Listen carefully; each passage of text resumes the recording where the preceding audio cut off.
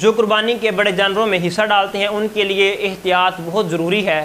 دیکھا جائے گا ساتھ شراکت دار کون ہے، اگر بد مذہب ہے تو پھر آپ کی قربانی نہیں ہوگی۔ وہابی کے ساتھ مشترکہ قربانی کرنا کیا؟ بالکل ناجائز ہے وہابی کے ساتھ مشترکہ قربانی کرنا، کیونکہ میں نے ابھی بتایا کہ کافر ایک اصلی ہوتی ہے اور ایک کیا ہے، مرتد ہوتا ہے، اور بالاتفاق علماء کا یہ فیصلہ ہے کہ وہابی مرتد ہے، تو لہٰذا مرتد کے ساتھ اگر مشترکہ قربانی کر رہے ہیں تو بالکل حرام ہے اور ناجائز ہے، اس کا ذبیحہ حرام ہے، جو شخص وہ گوشت کھا رہا ہے وہ بھی حرام کھا رہا ہے، اور جو شخص وہ مشترکہ کے ساتھ کر رہا ہے وہ تمام چیزیں حرام کر رہا ہے، اور جو جان بوجھ کر ایسا کر رہا ہے تو وہ شخص کافر ہے، اس کو توبہ علی الاعلان کرنا ضروری ہے، کلمہ پڑھنا ضروری ہے، واللہ ورسولہ عالم۔ گائے، بیل، بھینس، بھینسا، اونٹ، اونٹنی، اس میں 7 آدمی شریک ہو سکتے ہیں، لیکن یہ ضروری ہے کہ شریک ہونے والوں میں سے کوئی ایک بندہ بھی کافر اور مشرک نہ ہو۔ اگر ایک بندہ بھی کافر یا مشرک ہوگا تو باقی سب کی قربانی ضائع ہو جائے گی۔ اس کا بہت زیادہ اہتمام کریں کہ قربانی میں صحیح العقیدہ بندے کو شامل فرمائیں، بد عقیدہ بندے کو قربانی میں شریک نہ کریں، اس کا بہت خیال کریں۔ جو بندہ مشرک ہے، جو قبروں پہ سجدے کرتا ہے، قبروں کا طواف کرتا ہے، رسول اللہ صلی اللہ علیہ وسلم کو نور من نور اللہ سمجھتا ہے، پیارے حبیب کو، باقی انبیاء کو، صحابہ کرام کو، اولیاء کو مشکلیں ٹالنے والا سمجھتا ہے، ان کو پکارتا ہے، کشتیوں میں بیٹھتا ہے تو بہاول حق بیڑا دھک، یاری والے پار لگانا، مولا علی مشکل کشا میری کشتی پار لگا دینا، یہ شرک اکبر کر رہا ہے۔ مشرک کا کوئی عمل اللہ قبول نہیں کرتا۔ پہلے شرک سے توبہ کیجئے، توحید کو تسلیم کیجئے۔ مشرک حج کرے تو برباد، مشرک قربانی کرے تو برباد، مشرک جہاد کرے تو برباد، مشرک صدقہ خیرات دے تو برباد۔ مشرک کا کوئی عمل اللہ قبول حالت شرک میں نہیں کرتا جب تک وہ شرک سے برات نہ کر لے۔ سوال یہ کہ اہل حدیث کا موقف ہے کہ اگر کوئی ایک بندہ بھی کلمہ گو مشرک گائے کے 7 حصوں میں شامل ہو جائے تو باقی 6 حصے مردود ہو جائیں گے۔ سیم یہی جذبات بریلوی حضرات ان کے بارے میں رکھتے ہیں کہ بد مذہب کی شمولیت سے باقیوں کی قربانی ضائع ہو جائے گی، تو آپ کا اس کے بارے میں کیا موقف ہے؟ اور قربانی کے احکام و مسائل پہ کوئی لیکچر ہو تو وہ بھی بتا دیں۔ قربانی کے احکام و مسائل پہ میرا ڈیٹیل لیکچر ہے، قربانی کا فلسفہ، اس کی اہمیت اور 17 فقہی احکام و مسائل۔ مسئلہ نمبر 52، آپ قربانی اور ساتھ انجینئر محمد علی مرزا لکھیں تو وہ آپ کے سامنے ویڈیو کھل کے آ جائے گی۔ قربانی سے ریلیٹڈ دنیا جہان کا کوئی مسئلہ تھا، چاہے وہ جدید تھا یا قدیم تھا، میں نے مینیجیبل فارم میں قرآن و سنت کے دلائل کے ساتھ اسے کور کیا۔ اب اس میں مزید ویلیو ایڈیشن کر دی ہمارے غلام محی الدین بھائی نے، انہوں نے جو چینل بنایا ہوا ہے راہ ہدایت کے نام سے، اس پہ انہوں نے میری انہی ویڈیوز کے چھوٹے چھوٹے کلپ کاٹ کے اور باقاعدہ احادیث کے جے پی جیز بھی ڈسپلے کروا دی ہیں۔ جو میں نے صرف حدیثوں کے نمبر بتائے تھے، حدیثیں بیان کی تھی، وہ انہوں نے انہی نمبر سے حدیثیں اٹھا کے ڈسپلے بھی کروا دی ہیں، اور وہ انشاءاللہ تعالیٰ کچھ کلپس اس کے اپلوڈ ہو چکے ہیں، ہو جائیں گے انشاءاللہ، تو وہ اویلیبل ہیں۔ اب آپ اس سوال کی طرف آ جائیں کہ یہ حقیقت بات ہے، آج کل آپ جمعے کے خطبوں میں جو ذرا دلیر ہیں وہ جمعے کے خطبے میں بھی بیان کر دیتے ہیں، اور ویسے نجی محفلوں میں تو یہ بات کرتے ہیں، یعنی اہل حدیث یہ بات کہتے نظر آئیں گے کہ اگر کسی بریلوی نے، دیوبندی نے، شیعہ نے بیچ میں حصہ ڈال دیا تو وہ کہتے ہیں چونکہ ہمارے نزدیک وہ کلمہ گو مشرک ہیں، تو مشرک کا تو کوئی عمل قبول نہیں ہوتا، لہٰذا باقی ساروں کی بھی قربانی ضائع جائے گی۔ اور بریلوی اس کے اگینسٹ جو ٹرمز استعمال کرتے ہیں وہ بد مذہب استعمال کرتے ہیں۔ وہ کہتے ہیں اگر کوئی بد مذہب، کوئی نجدی، کوئی گستاخ آپ کے گائے کے حصے میں شامل ہو گیا تو باقیوں کی بھی قربانی ضائع جائے گی۔ تو سر دیکھ لیں، دونوں طرف سیم جذبہ ہی پایا جاتا ہے، ٹھیک ہے نا، فرق تو کوئی نہیں، ایک بیماری ہے جو مختلف شکل میں نظر آ رہی ہے۔ تو یہ دونوں کی جذباتی ڈاکٹرائن ہے، اس کا ریلیجن کے ساتھ کوئی قطعاً لینا دینا کچھ نہیں ہے۔ اگر کوئی اتنا دلیر ہے نا تو یہ قربانی کے چکروں کو چھوڑ کے نا سب سے پہلے جو ہے وہ اسمبلی میں قرارداد لے کے آئی جائے، یا کئی سپریم کورٹ میں پٹیشن فائل کی جائے کہ اہل حدیث یہ پٹیشن فائل کریں کہ جی ہمارے نزدیک ہمارے علاوہ جتنے کلمہ گو ہیں، ان مشرک ہیں، ان کو اسلام سے باہر نکالیں اور صرف اہل حدیث کو مسلمان ڈکلیئر کیا جائے، اور جو باقی ہیں وہ اہل حدیث کے خلاف کر دیں۔ اور اہل حدیث سب سے پہلے تو یہ جرت کریں نا کہ سعودیہ والے جن کا ایجنڈا یہاں پہ وہ لانچ کر رہے ہوتے ہیں وہاں سے امداد لے کے، سب سے پہلے سعودیہ والوں کو اس کے اوپر کنونس کریں کہ جی ہمارے نزدیک بریلوی اور دیوبندی مشرک ہیں چونکہ تقلید کرتے ہیں اور تقلید شرک ہے، اور اہل حدیث جو اہل تشیع ہیں وہ بھی مشرک ہیں، تو لہٰذا ان کا حرم میں داخلہ بند کیا جائے، کیونکہ قرآن میں آیا کہ مشرک حرم میں داخل نہیں ہو سکتا۔ تو یہ ان کو اپنے بزرگوں کو تو منوا کے بتائیں، تو آپ کا کیا خیال ہے منوا لیں گے وہ؟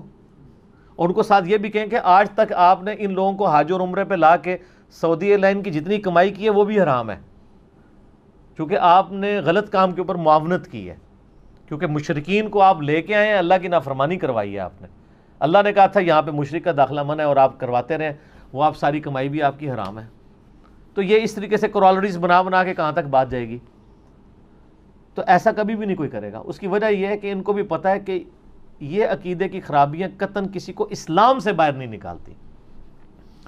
آپ کسی کو بدعتی، کلمہ گو مشرک، بد مذہب یا اس طرح کی اگر ادبی گالیاں دینا بھی چاہتے ہیں نا، اللہ کے فضل سے ابھی تک کسی کی جرت نہیں ہوئی کہ ایک دوسرے کو کافر کہے۔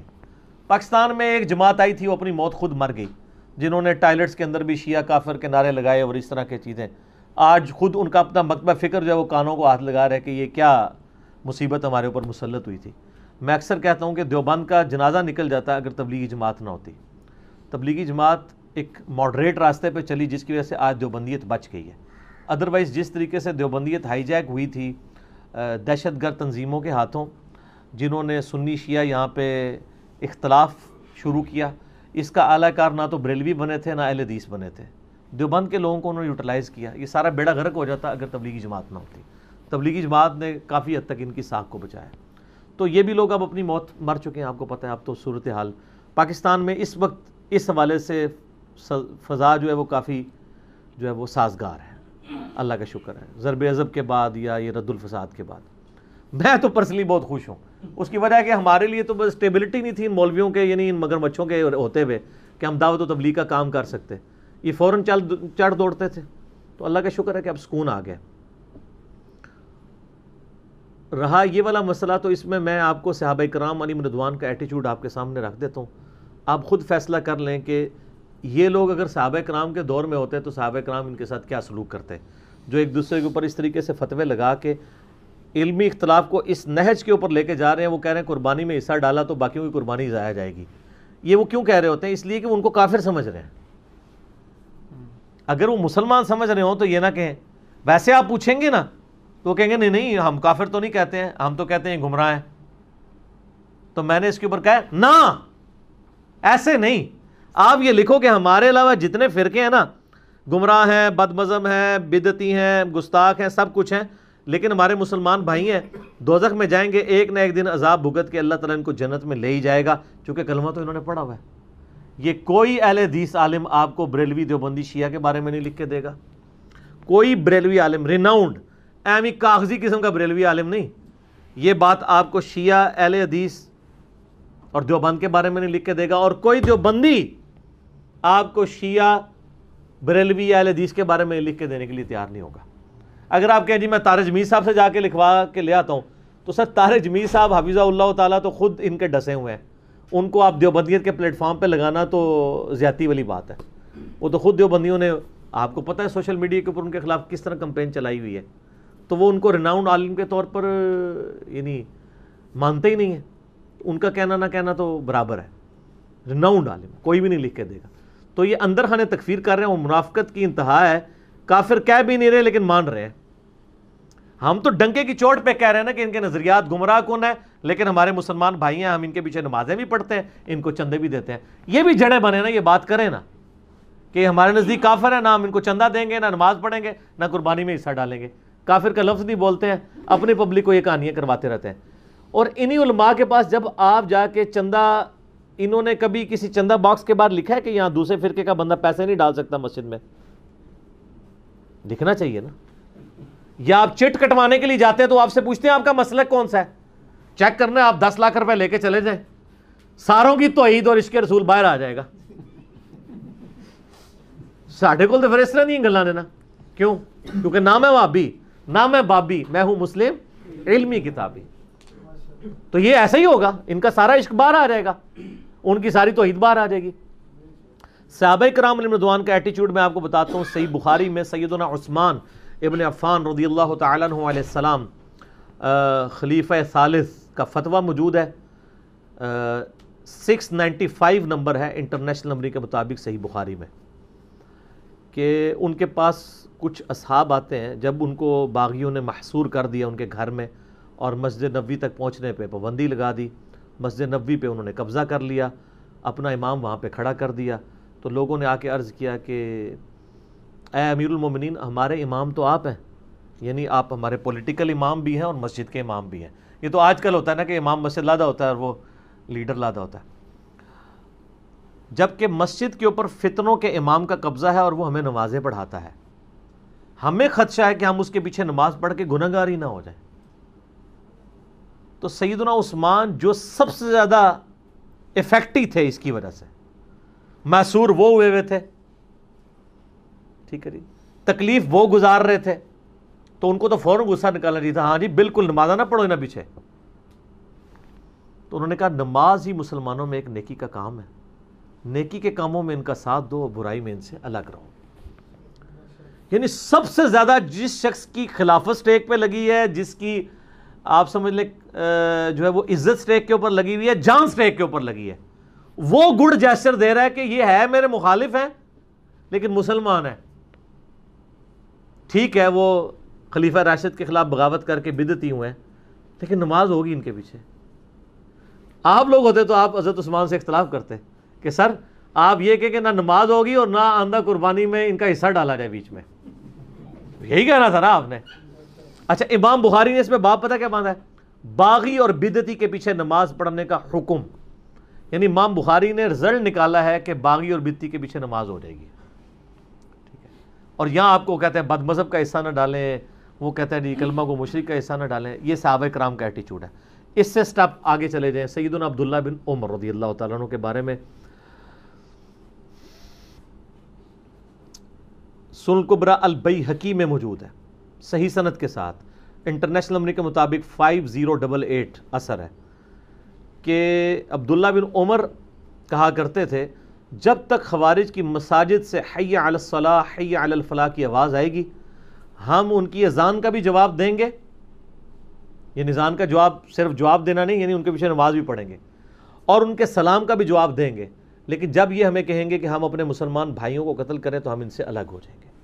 خوارج وہ ہیں جن کے بارے میں بخاری اور مسلم میں درجنوں احادیث ہیں کہ وہ دین سے نکل جائیں گے، جیسا کہ تیر شکار سے آر پار ہوتا ہے اور اس کے اوپر خون کا اثر بھی نہ رہے، ایسا تیر، اس طرح خوارج اسلام میں سے داخل ہو کے نکل جائیں گے۔ لیکن صحابہ کرام نے نبی علیہ السلام کے واضح فرامین کی بھی تعویل کی، خوارج کو کافر نہیں کہا۔ نکلنے سے مراد انہوں نے کہا کہ امت کی مین سٹریم کو چھوڑ کے وہ الگ ہوئے، چونکہ وہ اللہ کو مان رہے ہیں، رسول کو مان رہے ہیں، آخرت کو مان رہے ہیں، ہمارے قبلے کی طرف منہ کر کے نماز پڑھ رہے ہیں، اسی قرآن کو مان رہے ہیں، یہ ساری چیزیں وہ دیکھتے ہوئے صحابہ کی یہ جرت نہیں ہوئی کہ وہ خوارج کو کافر کہیں، حالانکہ ان کے پاس دلیل موجود تھی، نبی علیہ السلام کی حدیث، اور اس سے بھی بڑھ کر جو صحیح مسلم کے اندر حدیث ہے جو کسی مسلمان کو کافر کہے تو کفر اس کی طرف لوٹ آئے گا اگر وہ کافر نہ ہوا۔ خوارج تو اعلانیہ طور پر صحابہ کو کافر کہتے تھے، اس کے باوجود صحابہ کرام اس کو دلیل تو بنا سکتے تھے نا کہ چونکہ ہمیں کافر کہتے ہیں اور ہم تو ہیں صحابہ لہذا یہ کافر ہو گئے۔ تو آپ 1400 سال بعد جن باتوں کے اوپر جھگڑ رہے ہیں، صحابہ کرام کی عصمت کے نام کے اوپر آپ مسلمانوں کا قتل عام کر رہے ہیں، لوگوں کے اوپر کفر و شرک کے فتوے لگا رہے ہیں، وہ صحابہ جب زندہ تھے ان کے منہ کے اوپر جن لوگوں نے ان کو کافر کہا نا، صحابہ نے تو ان کو بھی کافر نہیں کہا۔ تو آج اگر صحابہ کے بارے میں کوئی بد زبانی کرتا ہے تو آپ اس بنیاد پہ ان پہ کفر کا فتویٰ لگائیں گے؟ نہیں، آپ ان کی اصلاح کی کوشش کریں گے۔ کفر نام ہے اللہ، رسول، آخرت، قرآن کے انکار کا۔ جب آپ کسی کو اسلام میں داخل کرتے ہیں تو کیا اسے لا الہ الا اللہ محمد رسول اللہ کے ساتھ ابو بکر ولی اللہ، عمر ولی اللہ، عثمان ولی اللہ، علی ولی اللہ پڑھاتے ہیں؟ جن کے بارے میں مشہور ہے ان سے بھی پوچھ رہے ہیں، وہ بھی کہتے ہیں ہم نہیں پڑھاتے، یہ تو ہمارا نعرہ ہے۔ جیسے آپ کہتے ہیں خلافت راشدہ حق چار یار، ہم علی ولی اللہ کہتے ہیں، یہ ہمارے کلمے کا حصہ نہیں، نماز میں ان کا بھی کوئی نہیں پڑھا جاتا۔ تو اسلام میں داخل کرنے کے لیے جن چیزوں کا اقرار ضروری ہے نا، اسلام سے نکالنے کے لیے بھی انہی چیزوں کا انکار ضروری ہے۔ شخصیات کے انکار سے کوئی شخص اسلام سے باہر نہیں نکلتا، اللہ، رسول، آخرت، قرآن کے انکار کرنے سے، ان کی چیزوں کا انکار کرنے سے انسان اسلام سے باہر نکلتا ہے۔ لہٰذا یہ جتنے بھی مکاتب فکر ہیں اہل سنت کے، جتنے بھی مکاتب فکر ہیں، حنفی، شافعی، مالکی، حنبلی یا بریلوی، دیوبندی، اہل حدیث یا اہل تشیع میں بھی اثنا عشری ہوں، زیدیہ ہوں، یہ سب کے سب مسلمان ہیں۔ اپنی تمام تر گمراہیوں کے باوجود آپ ان سے علمی اختلاف رکھیں، ان کے پیچھے نمازیں پڑھیں، ان کے ساتھ نکاح والے معاملات کریں، اہل کتاب جتنا تو کم از کم ان کو درجہ دیں، اور یہ سارے معاملات لے کے چلیں۔ البتہ جو مسلمانوں نے اجماع کے ساتھ جن مکاتب فکر کو اسلام سے نکالا ہے، جیسا کہ اہل سنت میں سے ایک ٹوٹا ہوا گروہ ہے قادیانی، جو اپنے آپ کو احمدی کہتے ہیں، اور یہ مسلمانوں کو بھی چاہیے ان کو احمدی نہ کہا کریں، یہ احمدی نہیں ہے، یہ قادیانی ہے۔ تو ویسے بھی اس کا نام غلام احمد قادیانی تھا، احمد قادیانی تو نہیں تھا۔ اس کے ماں باپ نے تو اس کو نبی الاسلام کے غلام کے طور پہ رکھا تھا، وہ کیا پتا تھا کہ بعد میں یہ کیا چیز بن کے نکلے گی۔ تو قادیانی اہل سنت میں سے ٹوٹا ہوا ایک فرقہ ہے جس کی تکفیر پاکستان میں آئین کے اندر شامل ہو چکی ہے کہ یہ کافر ہے، کیونکہ انہوں نے بہت بڑا اختلاف کیا۔ دوسرا اہل تشیع کا ایک آف شوٹ ہے، یہ تو سب کانٹیننٹ میں پائے جاتے ہیں، قادیانی، بریلوی، دیوبندی، اہل حدیث، شیعہ، یہاں کے انڈیا، پاکستان، بنگلہ دیش کے ان سے متاثرین ہیں۔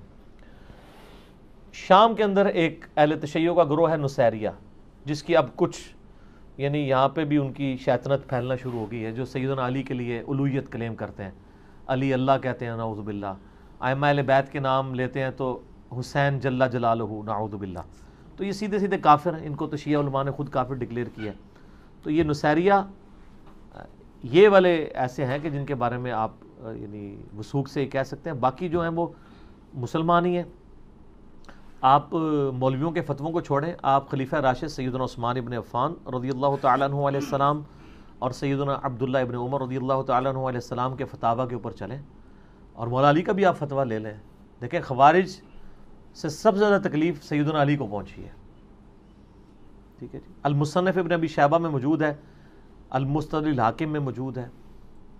مولا علی سے پوچھا گیا کہ بتائیے یہ خوارج جو ہیں یہ کافر ہیں، تو ان کا یہ کافر نہیں ہے، یہ کفر ہی سے تو بھاگے ہیں، انہوں نے یہ گمان کیا کہ میں کفر میں مبتلا ہوا ہوں تو اس لیے مجھے چھوڑ گئے، اپنے زوم میں انہوں نے سمجھا۔ تو پوچھا گیا یہ منافق ہے، انہوں نے کہا منافق تو نہیں ہے، قرآن تو کہتا ہے منافق تو بڑی اللہ کا کم ذکر کرتے ہیں، یہ تو بڑی لمبی نمازیں پڑھتے ہیں، اگر یہ منافق ہوتے۔ دیکھیں آپ لوگوں سے آپ کے مخالفین کے بارے میں پوچھا جائے تو تسی پڑھ کے رکھ چھڑ دو، یہ دنیا میں کون سا انسان ہے جو اپنے مخالفین کی جو خوبیاں بیان کر رہا ہے؟ یہ نبی علیہ السلام کی تربیت کا نتیجہ ہے، اور تکفیر کے آگے بند ہے، کہا مشرک بھی نہیں، کافر بھی نہیں، منافق بھی نہیں۔ پھر پوچھا کہ بتائیں یہ کون ہے؟ تو انہوں نے کہا یہ ایک جماعت ہے ایسی جس نے ہم سے بغاوت کی، ہمارے بھائی تھے، بھگوڑے ہو گئے، کیونکہ اگر وہ کافر بھی نہیں، منافق بھی نہیں، تو تیسری کیٹیگری مسلمان ہی بچتی ہے۔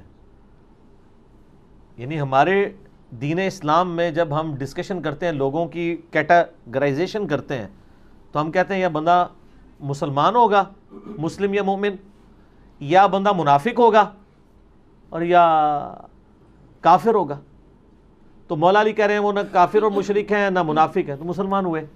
ہماری ایک قوم ہے جس نے ہمارے ساتھ بغاوت کی ہے۔ تو یہ تین صحابہ کا آپ ایٹیٹیوڈ دیکھ لیں، ان تین فرقوں کو اب آپ دیکھ لیں، بریلوی، دیوبندی، اہل حدیث کو، جو صحابہ اکرام کے نام کے اوپر چندے کھا رہے ہیں، کہ ان کا ایٹیٹیوڈ وہی ہے۔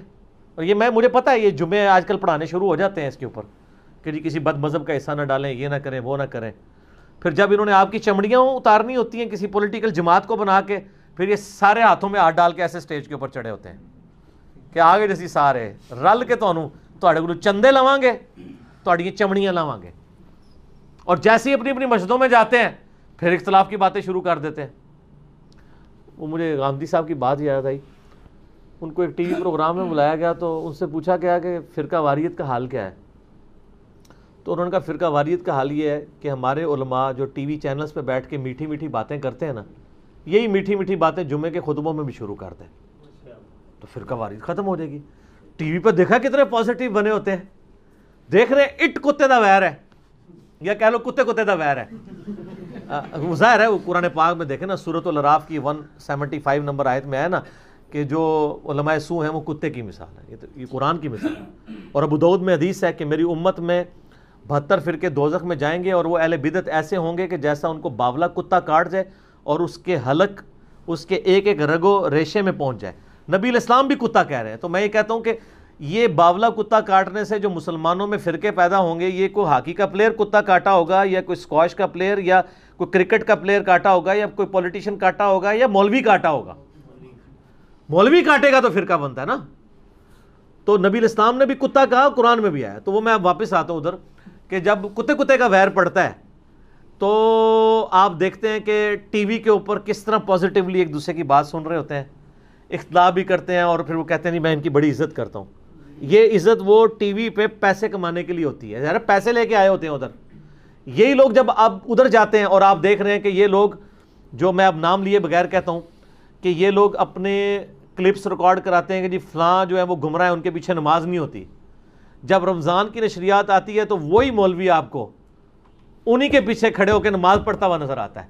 تو سر پھر ان کا قبلہ اور کعبہ تو پھر پیسہ ہے نا. اگر یہ اتنے سخت ہے اس معاملے میں تو پھر قائم رہے نا ٹی وی چینل پہ. میں اگر آگے پڑھتا ہوں تو میں تو ویسے ہی قائل ہوں, میں ابھی بھی پڑھ رہا ہوں. ہمارے ساتھ جتنے لوگ اللہ کے لیے اٹیچ ہیں تو وہ تو نماز پڑھتے ہیں, ہم منافقت تو نہیں کرتے.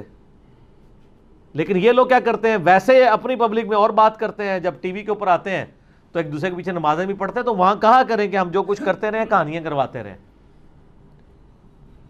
اور ان کو بالکل کوئی اس وقت حیا تک نہیں آتی ہے کہ ہم نے دو اپنے چہرے کیوں رکھے ہوئے. ان کی کامیابی کا, دنیا میں کامیابی کا راز ہی دو چہرے ہیں, یاد رکھیے گا. دنیا میں منافقت کامیاب ہے, یہ ذہن میں رکھیے گا. سچی بات تو سر, اگر سچی بات بولنا کامیابی ہوتی نا دنیاوی, تو سب سے زیادہ کامیاب پیغمبر ہوتے ہیں دنیاوی طور پہ. جبکہ آپ ذرا تاریخ انسانی میں صرف نبی علیہ السلام کو یا ایک دو پیغمبروں کو تو آپ چھوڑ دیں, باقی سب کے سب آپ کو دنیاوی طور پہ ناکام پرسنالٹیز نظر آئیں گے. لیکن چونکہ اللہ کے ہاں یہ ناکامی کا معیار نہیں ہے, اللہ تو کوالٹی کو دیکھتا ہے, کوانٹٹی کو نہیں دیکھتا. ورنہ عیسیٰ علیہ السلام کو 12 ہماری اپنی زندگی میں ملے ہیں صرف, اور اللہ تعالیٰ نے بھی عیسیٰ علیہ السلام کی جان بچا کے انہیں اٹھایا زندہ اوپر, ورنہ یہودی ان کو مارنے لگے تھے. نوح علیہ السلام پہ 950 سال بعد بھی 78 لوگ ہی مسلمان ہوئے ہیں. لوط علیہ السلام کی 2 بیٹیاں ہی مسلمان ہوئی ہیں. ابراہیم علیہ السلام کی بھی 2 بیویاں, اور قرآن میں سورہ عنکبوت میں آتا ہے ایک لوط ان پر ایمان لایا. 2 بیٹیاں تھیں اور چند بچے تھے. اور اللہ تعالیٰ قرآن پاک میں بار بار ابراہیم علیہ السلام کا ذکر کر رہا ہے. بھائی ابراہیم علیہ السلام نے کون سا ورلڈ کپ جیتا ہے, کتنے کروڑوں لوگوں کو کلمہ پڑھایا ہے, درجنوں بھی نہیں جنہوں نے کلمہ پڑھا ہو. لیکن اللہ کے نزدیک کوانٹٹی اتھارٹی نہیں ہے, کوالٹی ہے. اس لیے اللہ تعالیٰ پھر ہمیں کہتا ہے آپ ملت ابراہیم کی پیروی کرو. بار بار نبی علیہ السلام کو بھی حکم ہے, آپ کی امت کو بھی. بل ملت ابراہیم حنیفہ وما کان من المشرکین ما کان ابراہیم یہودی ولا نصرانی ولکن کان حنیفا مسلما وما کان من المشرکین. بار بار ابراہیم اور ابراہیم ہو رہی ہے, علیہم السلام اجمعین. تو میرا تو موقف یہ ہے کہ یہ دونوں جھوٹ بول رہے ہیں اور بس چندوں کی اور کھالوں کی گیم ہے ساری. اور اس کا ثبوت بھی میں آپ کو بتا دوں, میں نے کئی دفعہ یہ بات کی ہے کہ اگر ان کا بس چلے تو قربانی والے دن آپ کی بھی کھال اتار کے لے جائیں. مختلف مکاتبہ فکر کو تو چھوڑ دیں, ایک مکتبہ فکر کی جو ایک سے زیادہ جماعتیں بنی ہوئی ہیں, وہ کیوں ایک دوسرے کے پاس آپ کو قربانی کا حصہ کیوں نہیں ڈالنے دیتے؟ وہاں تو پھر عقیدہ بھی ایک ہے نا,